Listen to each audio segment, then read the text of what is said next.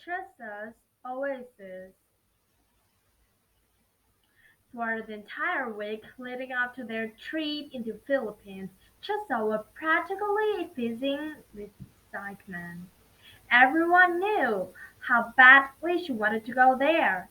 When they were younger, Chesa and her older sister Amy listened to family stories at the age summon.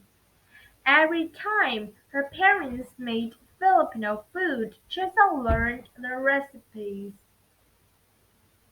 and asked her parents to name the ingredients in Tagalog, a language spoken in Philippines.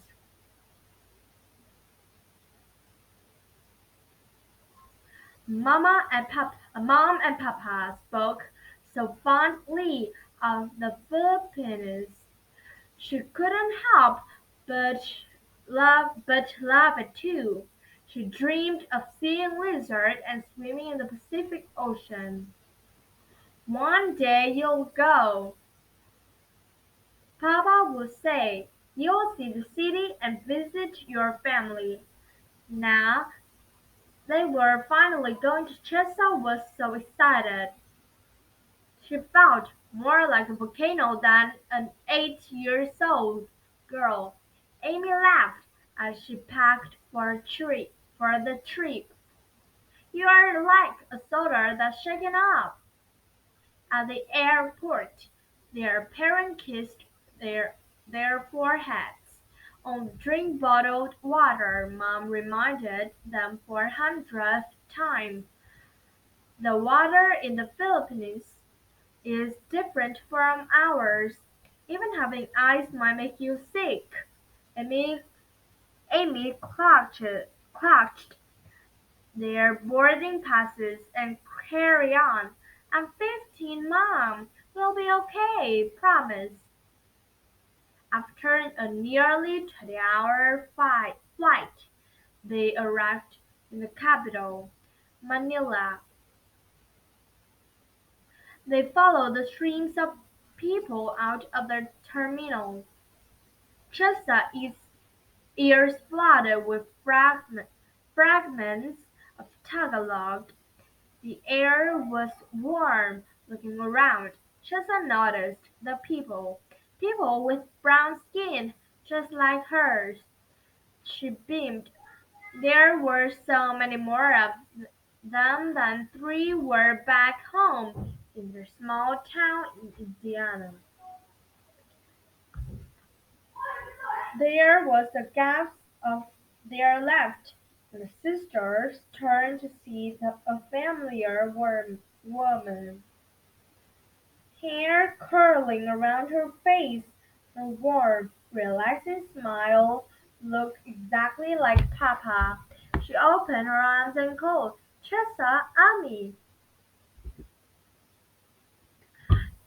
Tita Tintin." They cried. Behind her was their grandma, Lovick, and their other aunt, Tita Evan. "Mano po," Chesa said, pressing Lola's hand to her forehead. The older woman laughed. "Tito Jet is waiting in the car outside." "Outside," Tita Evans said.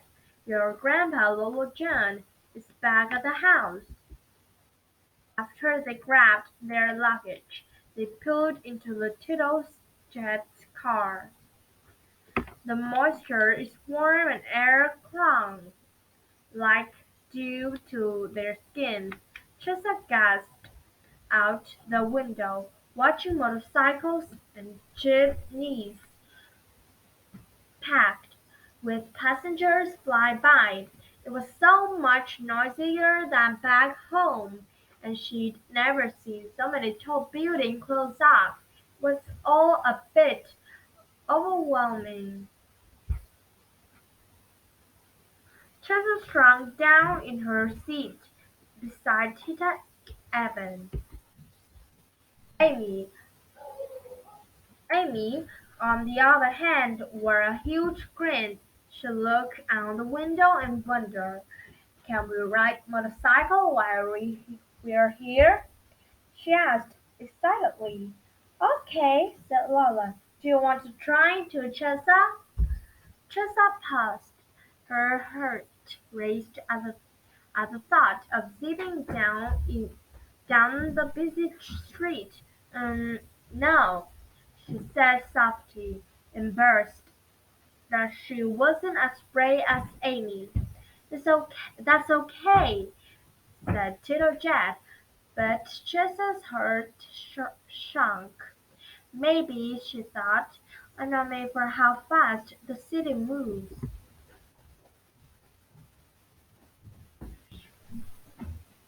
They were exhausted by the time they arrived in their grandparents' house.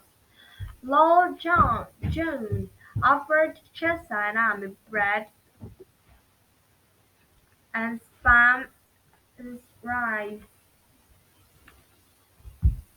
Eliza rested in a cool shade of the house, while Chesa ate. She admired the lizard as it crawled along the ceiling.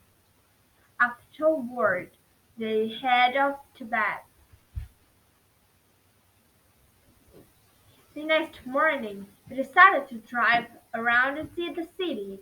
When they got into the car to head out, Lolo waved goodbye from the doorway. "You're not coming with us?" she asked. Lolo just smiled and shook his head before heading back inside. After driving around for a while, they stopped to stretch their legs. They wandered around the crowded outdoor area of the mall, enjoying some merienda. Lights hung overhead and drinks and shop lined either side. Chesal took in all the colors, sounds, and smells. It was all a bit too much, and suddenly just wanted to go home. As they made their way back, Amy talked excitedly about exploring the city again tomorrow. The thought of more noise, the crowns they made, Chesa's heart raced.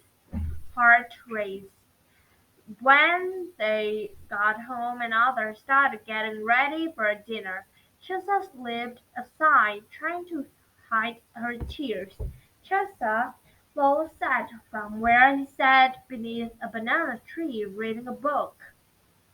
She, he stood up and rested his strong hands on her shoulder, knocking a knowing look in his eyes.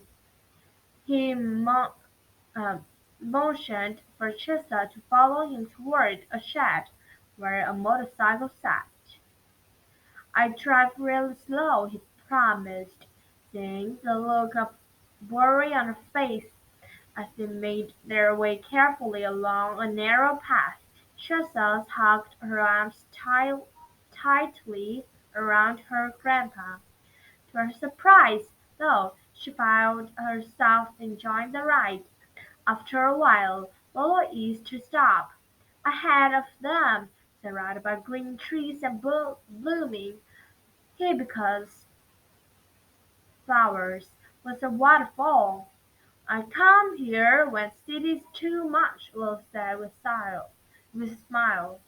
"It's my oasis."